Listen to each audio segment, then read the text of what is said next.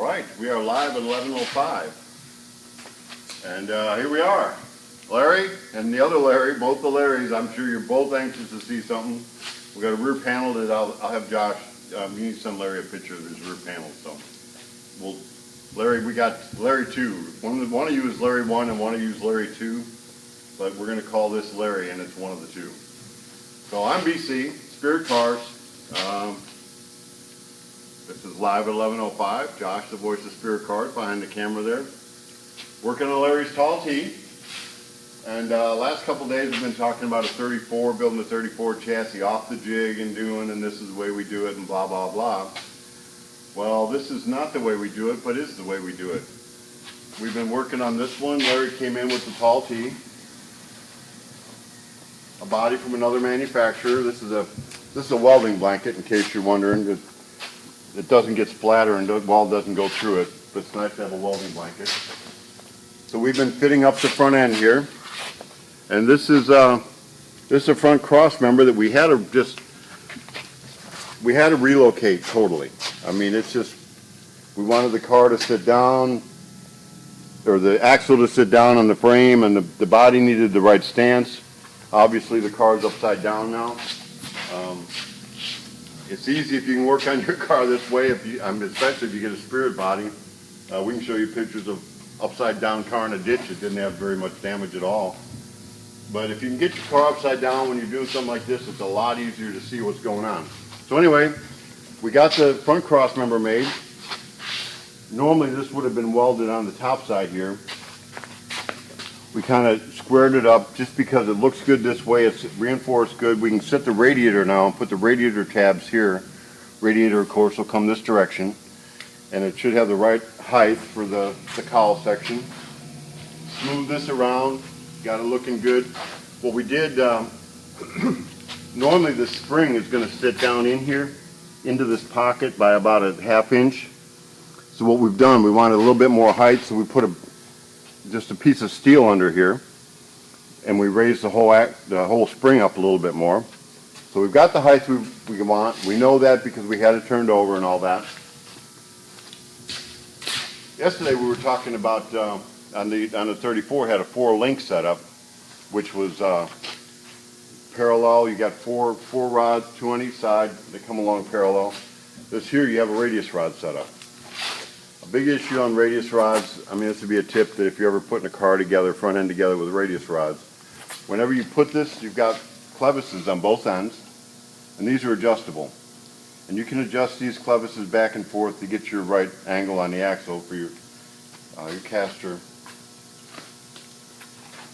If you put a bolt in this side and you've got your radius rod bolted in this side, the bolt should go right through into your bracket on this side. If it doesn't, you have to pick it up a little bit or push it down a little bit. It's pretty easy to do. I know you can push it down and put that bolt in there, but what's going to happen is you're going to turn your whole frame into a torsion bar, and it'll lean one way or another. So if its bolt is not going in, just pushing right through, go ahead and adjust out or adjust in one of your clevises until it gets lined up. Now this isn't like a lot of the panhard rods. They'll have a left-hand, right-hand thread where you just twist the rod and you don't have to take it apart. You will need to take it apart, actually twist it out a little bit or twist it in and then put it back together, but that's not that big a deal. So Larry, if you can see upside down, there you go. I'm liking it pretty good. We're going to put some frame horns on here. We haven't fit the rack yet. It gets a half rack, but I think the half rack is going to work just fine. How come we only have, well, we need different steering arms?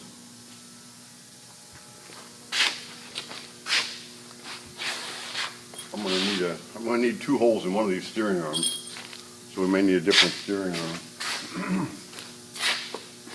So coming back, yesterday we had a triangulated 4-link on our 34, and this one we've got kind of a ladder bar setup.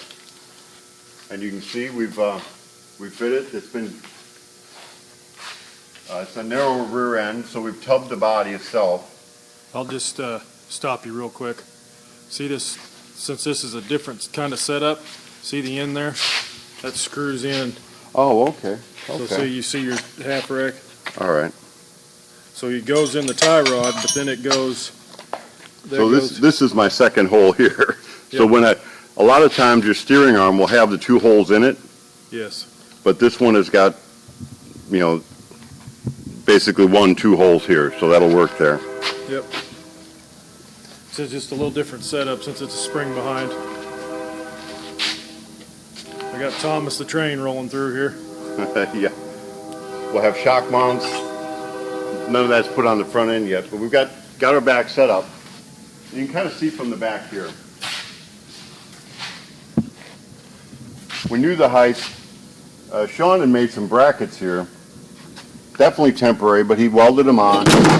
Getting everything squared up is very important. He put some tubing that he cut half round so it could sit in it, tacked it on. So we actually literally tacked this rear end to the frame. We have everything square. We know we have it square. That way when we put the radius rods to the front of the rods to the front here, we know where the bracket goes.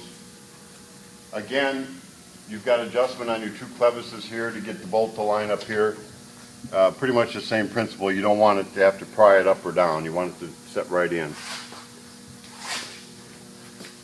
Now what we're in the process of mounting the coilovers.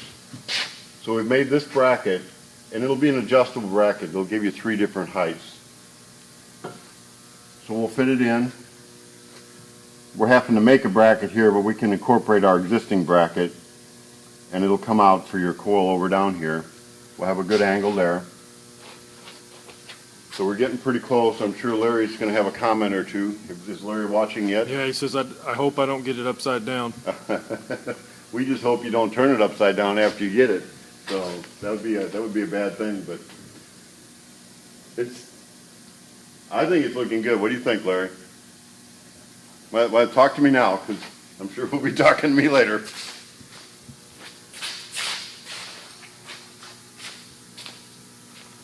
Nothing yet. Nothing yet. So we got the wheels on. I mean, I'm liking the wheels. If you can kind of picture this car upside down, it's looking pretty good. So the next thing what we'll do is after we get everything lined up on this and kind of figured out, and again, we talked a whole lot about jig built the other day and the last couple days. You do not have to jig build a car to build a car. None of this was jig built. We started with a car, and then we decided here's the frame we want to go under it. We decided what type of front end, or Larry decided, and we just went along with his direction. He decided what kind of rear end he wanted, how he wanted ladder bars, he wanted this type of a rear end, he wanted the different things. So once you get your components and you know what you want in there, it's just about being, I mean, you want to be straight, you want to be true, you want to be, you know, you don't want to be all twisted and out of whack. A real good way to measure, to know if you're square, and this is kind of, I guess, common sense, but you can always triangulate it. If I want to measure and make sure I'm square, I can go from the corner up here to the corner over on this side. And then the corner, if I go the opposite direction, the corner there to the corner on this side, it should be the same number. If it's not the same number, you've either got a diamond in it or it's just out of square. So that's a good measurement you'll need. You know, as well as the length. I mean, the length of the two rails need to be the same. The same back here, that we want to make sure that even though we got a cross member here, we want to make sure that we're square on our little pickup. So we made sure all that's square. We made sure we fit it into the body, that everything is going to fit clear here. So what will happen at this point is it's going to come apart. It's going to, chassis will get turned over. Everything will get welded and finish welded. Make sure we got everything what we need as far as brackets. The brakes are going to line up. But I'll go ahead and finish the body work on the bottom. Larry had some tail lights, really cool tail lights. We added all this to it. Now we can kind of see what we've got back here. We've got a little space. I had enough room to get a bolt in before, but we can clean up some of the edges. So it really helps to have the car upside down. And when we build the car, we like it to look nice on the bottom. I mean, nice enough where if you get under there, you don't see any flaws. It's just, if you're going to have your car judged, the judges do like to see that.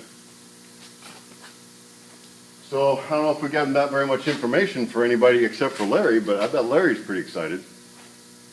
And the next couple days, next week sometime, you'll probably see this on the ground. And Larry 1 or 2, whichever the other Larry with the coupe is, we're going to go ahead and we're going to have probably some video of that one next week. We got that coming together. We got some wiring coming together for next week on a 27, a turnkey we're going to do, and then we've got I think we're going to have a guest appearance by Michelangelo. Isn't he coming by? We've got a turnkey going on that's going to have some True Fire flames on it. And I believe he's going to be the one doing the flames, isn't he? Yeah, I don't know what day and time yet.